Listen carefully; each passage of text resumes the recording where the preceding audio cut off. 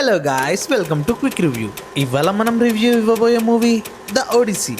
అదేనండి, the most awaited Christopher Nolen గారు direct చేసిన ద ఒడిసీ.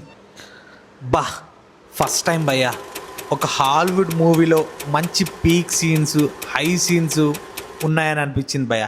ఇది మన తెలుగు వాళ్ళకు మాత్రం పక్కా నచ్చుతుంది భయ్య. నాకు కూడా 100% నచ్చింది. ఇంకా మూవీ డీటెయిల్స్లోకి వెళ్తే, నేనైతే ఈ మూవీ ట్రైలర్ కూడా చూడలేదు భయ్య.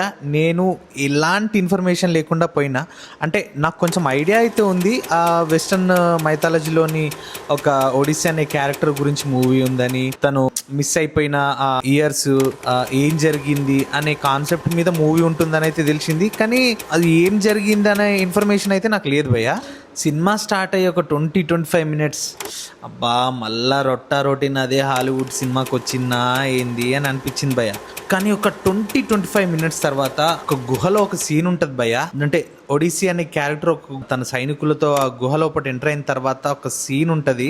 అస్సలు ఎక్స్పెక్ట్ చేయలే భయ్య నేనైతే. నాకైతే పీక్ అనిపించింది. దాని తర్వాత కూడా మూవీ ఎక్కడ డల్ కాకుండా క్రిస్టఫర్ నోలెన్ గారు స్క్రీన్ ప్లే మాత్రం చాలా బాగా రాశారు భయ్య. అండ్ క్లైమాక్స్ ఉంటది భయ్య, వేరే లెవెల్ ఉంటది.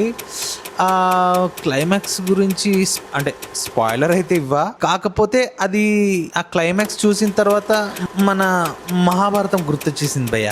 అంటే మీకు అర్థమవుతుంది, కొన్ని సీన్లు మన మహాభారతం అండ్ రామాయణంలోని సీన్లా అనిపించింది భయ్య. అండ్ ఇంకా ద ఒడిస్సీ క్యారెక్టర్ అండ్ వాళ్ళ సన్ క్యారెక్టర్, అదే మన టామ్ హాలండ్ గారు అండ్ మ్యాట్ డేమన్ గారు పర్ఫార్మెన్స్ మాత్రం ఇరగదీసిండ్రు భయ్య. అండ్ అందరు యాక్టర్ చాలా బాగా చేశారు భయ్య. ఈ మూవీ నాకైతే నచ్చింది భయ్య. మీరు కూడా తప్పకుండా ఈ మూవీకి వెళ్ళండి, 100% ఎంజాయ్ చేస్తారు. అండ్ ప్లీజ్ వెళ్ళే ముందు ఛానల్ని సబ్స్క్రైబ్ చేసుకోండి భయ్యా. అలాగే వీడియోని లైక్ చేయండి.